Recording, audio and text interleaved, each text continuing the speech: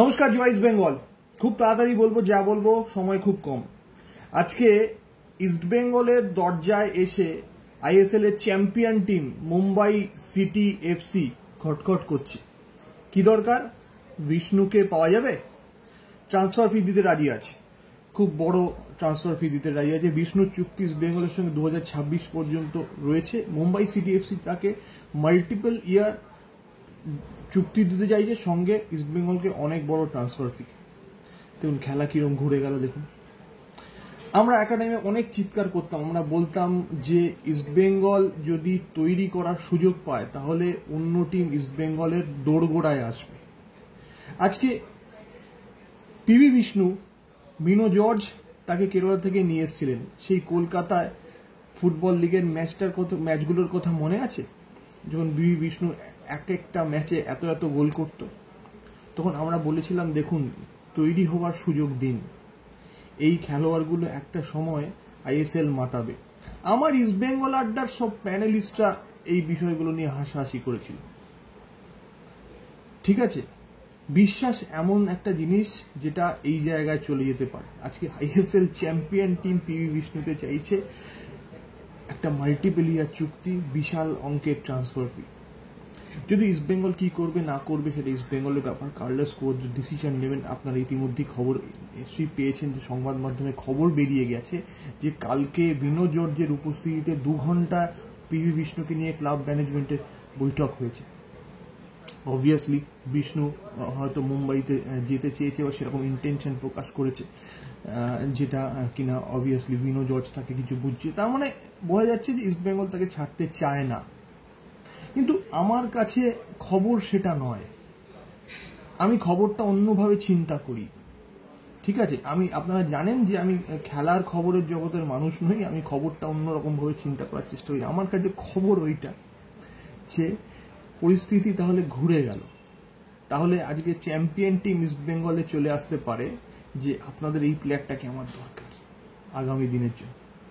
এটাই হচ্ছে পরিস্থিতি। আবার বলছি, বাংলার ঘরে ঘরে এবং ভারতের অন্যান্য জায়গাতেও গ্রাসরুট থেকে ইস্টবেঙ্গল যেভাবে কাজ করতে শুরু করেছে, এবং ফুল ক্রেডিট আজকে আমাদের ইনভেস্টর ইমামি রয়েছে, ইমামি ইস্টবেঙ্গল।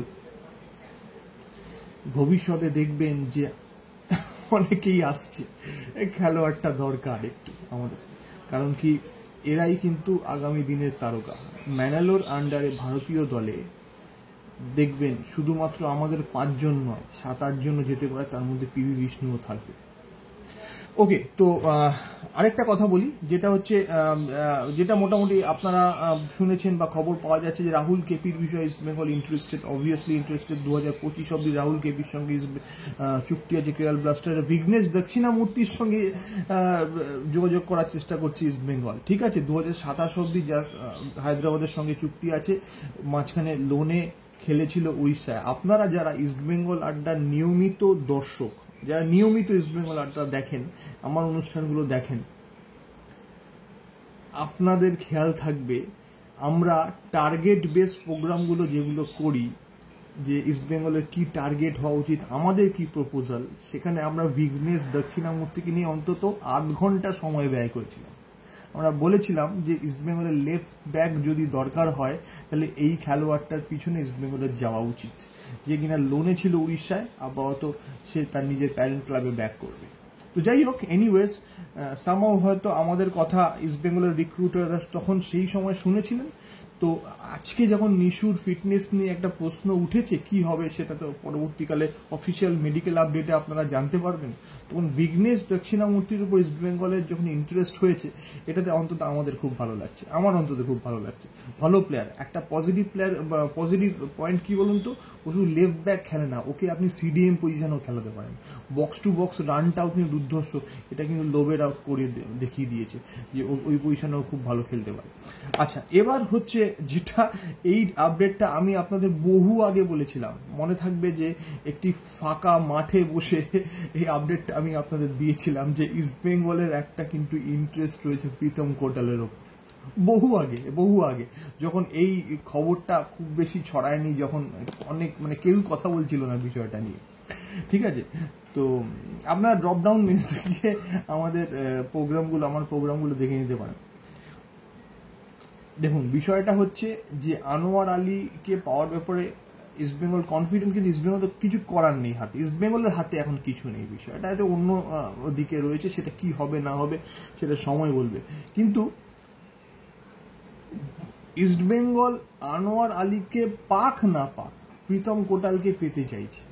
আমি আজকে সকালে একটি আমার সূত্রের সাথে কথা বলছিলাম,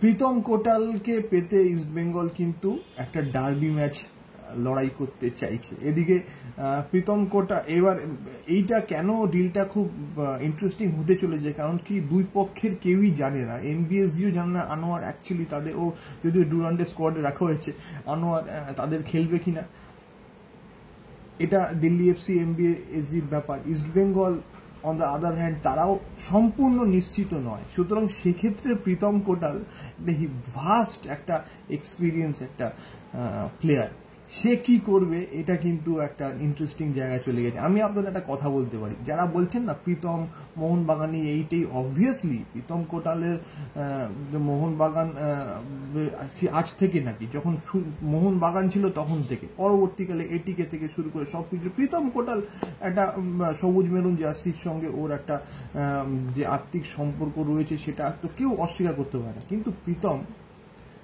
লাস্ট ইয়ারও হার্ট ব্রেক হয়েছে, ঠিক আছে। প্রীতমের বিভিন্ন মানে সোশ্যাল মিডিয়া ইন্টারভিউগুলো দেখবেন, বুঝতে পারবেন। এবং যারা এই মুহূর্তে এমবিএসজি সমর্থক শুনছেন তারা জানেন আমি বারবার বলেছি আমার প্রচন্ড ফেভারিট একজন ফুটবলার, যদিও বক্সের মধ্যে ক্লেটনকে ধাক্কা মেরেছিল, রেফারি পেনাল্টি দেয়নি, ঠিক আছে, তবুও আমি বলছি আমার প্রচন্ড ফেভারিট একজন ফুটবলার, ঠিক আছে। আর বাঙালি ছেলে ওই জায়গায় দাঁড়িয়ে দাপটের সাথে খেলে, অর্ণব মণ্ডলের পরে তো আমি আর কাউকে দেখছি না।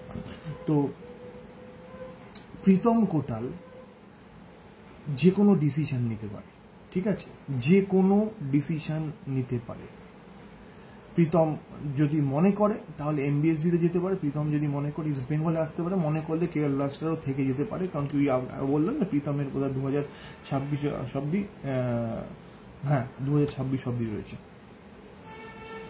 ইন্টারেস্টিং প্রীতম কি করবে। আমি যতদূর খবর রাখি ইস্টবেঙ্গল কিন্তু হোপফুল হতে পারে এই ডিলটা নিয়ে, অলরেডি হোপফুল মনে হয় ইস্টবেঙ্গল এই ডিলটা নিয়ে, এবং আমার মনে হয় ইস্টবেঙ্গল কিছুটা হলেও এক পা হলেও হয়তো প্রবলি এগিয়ে আছে। তাই লেটস সি হোয়াট হ্যাপেন, কি হবে সেটা। পিভি বিষ্ণুর বিষয়টা নিয়ে অনেকে দুশ্চিন্তা করছেন, আমার মনে হয় দুশ্চিন্তা করার কিছু নেই, কিন্তু একটা কথা যেটা দিয়ে শুরু করেছিলাম সেটা অবশ্যই মনে রাখবেন, দিনটা কিন্তু বদলে গেছে। এখন চ্যাম্পিয়ন আইএসএল চ্যাম্পিয়নদেরও কিন্তু ইস্ট বেঙ্গলের লেসলি ক্লডিয়ার সঙ্গে দরজাটা খটখট করতে হচ্ছে, পিভি বিষ্ণুকে পাওয়া যাবে। ভালো থাকবেন, জয় ইস্ট বেঙ্গল, দেখা হবে।